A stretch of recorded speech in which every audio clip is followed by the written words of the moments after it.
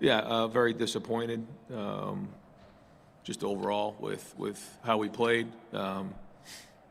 Didn't play very well in the situations.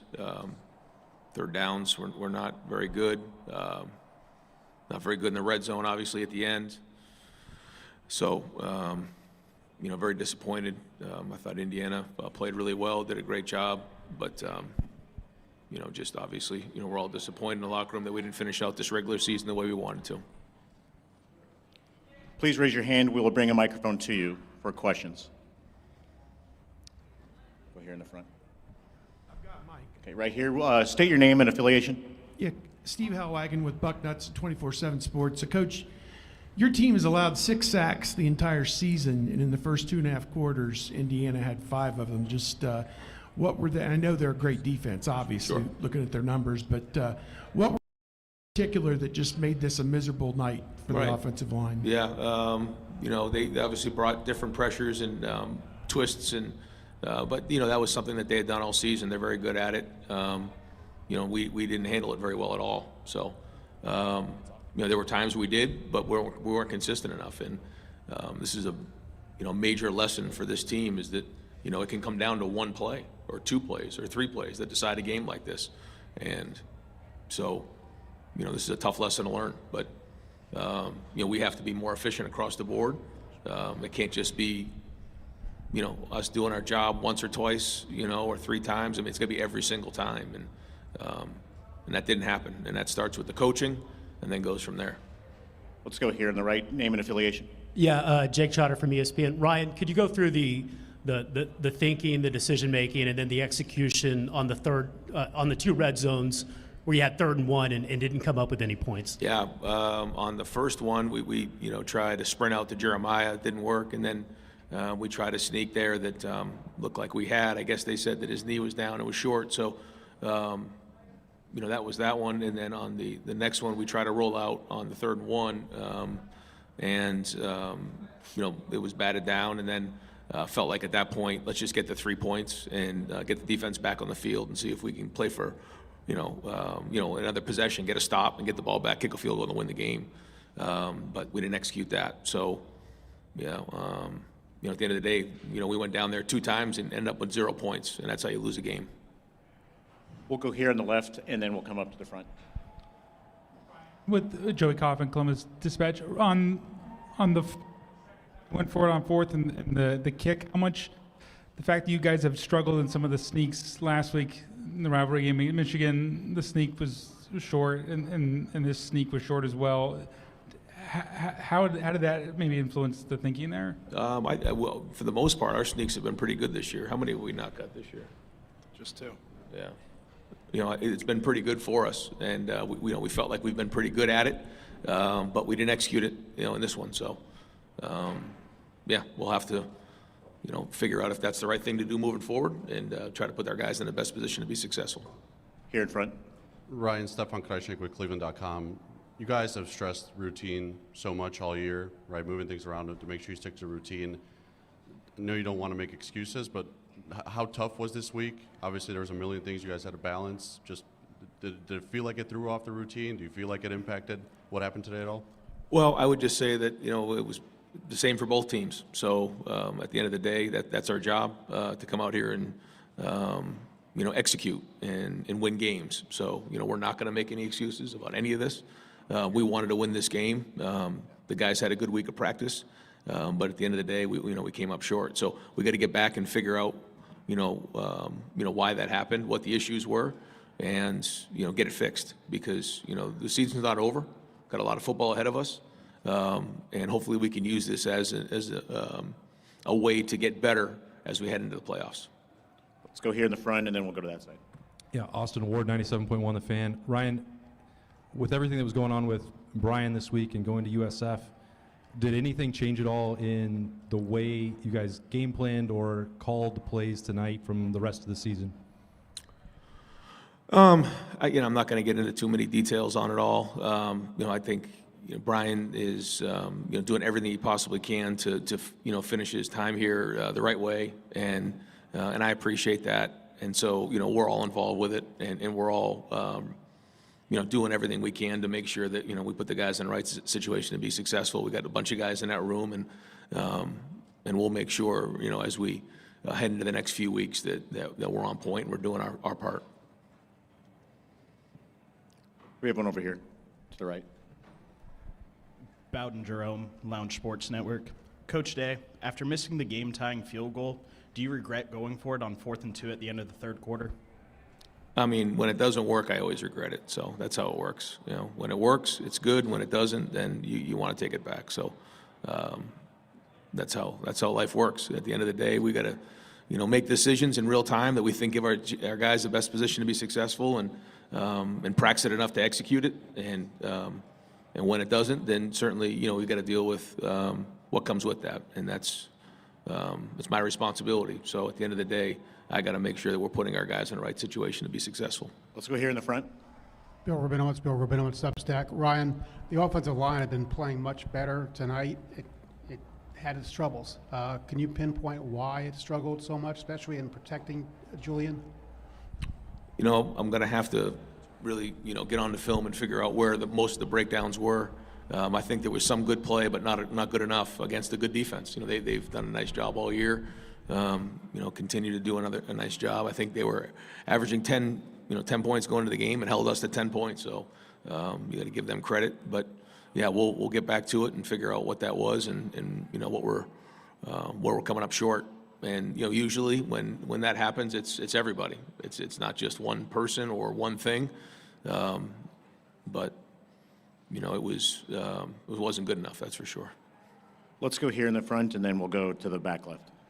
Jack DeWick with the Lantern. Ryan, it obviously wasn't the result you wanted, but Caden was all over the field today, was making plays outside the stat sheet. What did you see out of him, and how important was he today? Well, I thought the guys played really, really hard, and certainly Caden led the way.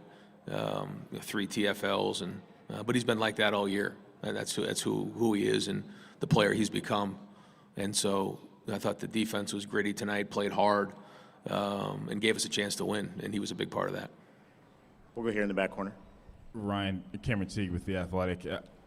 Obviously, some of the red zone stuff has worked for you guys. Some of the stuff you guys ran today has worked this year. Obviously, Indiana's a really good red zone defense, but just what did you see in the red zone? And when you inside the 10 twice and you get 0 points, as a play caller, do you start to second guess or change things that maybe didn't work the previous time? And do you feel like that thing leads to overthinking it all? Well, when you get in the red zone, you got to get positive yards, and you have to. We had a couple of drives that started right around the 10-yard line, and when that happens, you got to get 3 and 4 yards, or else you can find yourself behind the sticks, real quick. And that didn't happen. And then the passes that we threw, on those first and second downs, weren't successful enough. We tried a couple of things that, didn't work out. So. We got to make sure that they're the right plays and that we're executing them well enough and that we're practicing them well enough. All the things that come with it. So, we spend an inordinate amount of time to try to figure out what is the best scheme that fits what you're going to see in the game, and then we go from there. So, we're all involved with it, and we all got to own it. Julian, can you comment on the team's fortunes tonight in the red zone? Yeah, we got to do better execution-wise. Starts with me up, and we'll go from there. I just got to be able to, when we get down there, just put points on the board, because as a quarterback, ultimately you're judged on, how the offense does and when we score points or not. So I got to do a little bit better down there in the red zone and make sure we end up with points, especially on that quarterback sneak. Fourth down, we got to end up with the first down there. Let's go back corner and then here to the middle. Yeah, Ryan, Rob Aller, Columbus Dispatch. Last year you had that loss at Michigan and kind of regrouped, gave you a chance to kind of re-examine. Do you try to revisit that? Anything that you learned from that moving forward? I think every year is different. Every group's different. But, yeah, there's going to be, a lot of hard conversation here over the next couple of weeks for sure. This is not going to sit well with anybody. It's going to sting. And, we can't let this game beat us twice, but we can use it as an opportunity to get better and grow from. But that's only going to happen if we get to work and do it. It isn't just magically going to happen. So, when you lose a game, it hurts, it stings. That's one of the things that we've talked about all year is, let's not wait for a loss to have great urgency. Let's not wait for a setback to motivate us more. let's continue to fight every day to make sure that we're on top of all of that. But the truth is that, with this group, I think that this is going to make us more hungry because, this is a competitive group. So to walk off that field without a championship is going to hurt, and that's what we wanted to do. So there's a lot of guys in that locker room that are pissed off right now. Let's do this right here, and then we'll take any questions for Julian Sayin. Tim May, Fanstream Sports. Julian, on that third down play there before the missed field goal, what were sort of your options? Because obviously you were looking to the end zone all the way there, and just kind of take us through what your thoughts were on that particular play. Yeah, go ahead. Yeah, I had a rollout with the running back in the flat, and I thought the defender was too close. He was covered, so I moved on to my next read, and tried to fit it in there, and they ended up batting it away. So we got to convert on that in 3rd and 1 and be able to keep the offense on the field. Yeah, I don't think Julian could have done anything different on that play or a couple of those plays down there. I know maybe it wasn't perfect, but I thought Julian played well tonight. I thought he played hard and was gritty and had some tough situations where he didn't make bad situations worse, quite honestly. Ryan, for you, 3rd downs were huge tonight for them. Yeah. I mean, Mendoza hit a couple of huge passes there. Yeah. Do you kind of give it up to the opposition a little bit? Yeah, I mean, it depends on what you're seeing, but they certainly made. There were 6 of 13, and we were 4 of 12, and some of those were big plays in the game. So, so we can't let that happen, obviously, but they executed it, and that was part of the game, part of the story of the game.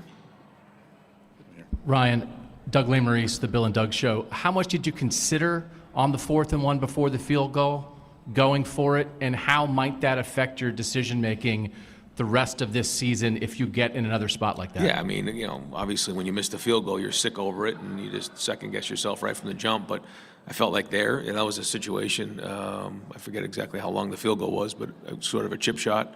Get the thing tied up, and let's go. We were struggling down there in the red area, and let's get the thing tied up and see if we can get the ball back and go kick a field goal to win the game.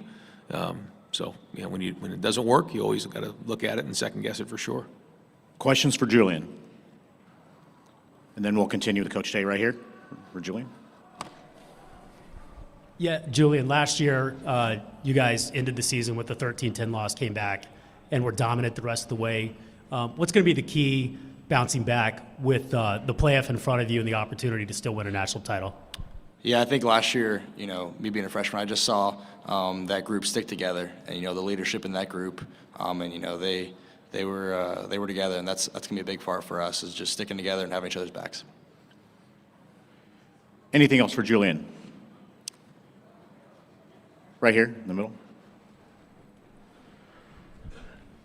Julian, this was the 2nd straight game you had to bounce back from an early interception. Just what is it like for a quarterback to deal with something like that, and how did you think you handled it today? Yeah, first off, can't turn the ball over, early in the game like that and put our defense in a bad spot and end up giving up points for that. And so, those points are on me. But, just battling adversity and, not letting it overtake your mind and just being able to move on to the next play. We're going to let Julian go, unless you have. What? Yep. Okay. Joey Kaufman, Columbus Dispatch. For Julian, there was a time in the first half, I think it was where your shoe came off on the sideline there. Did that, and then got something taped up? Did that affect you at all later on, or what happened there? No, just the shoe came off, so I got it taped up so it stayed on and made sure. Thank you, Julian. Appreciate it. A couple more for Coach. Go right here in the middle. Sorry, back corner and then the middle. Hey, Ryan, I just wanted to ask about the right guard spot real quick. Gabe Van Sickle was in there late in the game. Was that just a matter of him being your best option at right guard? Was there anything wrong with Tegra? And I guess moving forward, what do you see at that right guard spot? Well, we wanted to split the work up a little bit in this game and take some pressure off of both of those guys. So we felt like that was the right thing to do in this game, and we'll decide if that's the right thing to do moving forward. Go right here.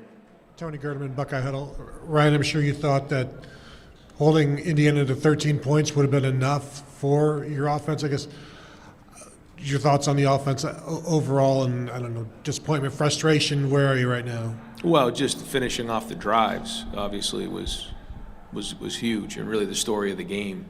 There were times we moved the ball well, we had some decent drives, but when you get into the red zone and you don't finish like that, then this is how you lose games. So I mean that to me is really the story of the game. And then on third downs, 4 of 12, just not good enough. Didn't really establish the run. They were playing a decent amount of coverage, so when they're playing that much coverage, you should be able to run the football consistently. And when you're not, and you're not converting on third down, and you're not scoring in the red zone, that's the story of the game. And so, it's a tough lesson to learn, but it's got to get fixed fast.